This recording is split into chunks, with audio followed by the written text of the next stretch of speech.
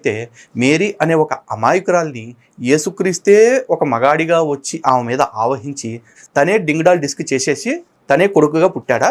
ఇతను ఎందుకు ఇలా అంటున్నాడో అని అంటే, వాళ్ళ గ్రంథాల్లో దేవుళ్ళు అని చెప్పుకుంటున్న వాళ్ళందరూ కూడా ఆడవాళ్ళని చూసి కామాతురులై మనుషులుగా మారి వాళ్ళతో శరీర లైంగిక సంబంధాలు పెట్టుకుని వీర్యస్ఖలనం చేసుకుని పిల్లలు పుట్టించారు.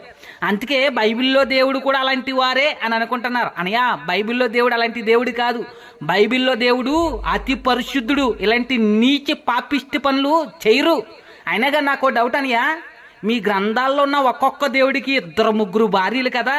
అసలు దేవుడు అనేవాడు ఒక అందమైన అమ్మాయిని చూసుకుని ఆమెతో కాపురం చేసి శరీర లైంగిక సంబంధం పెట్టుకుని వీర్యస్ఖలనం చేసుకుని పిల్లలు పుట్టిస్తే అతను దేవుడు ఎందుకు అవుతాడు?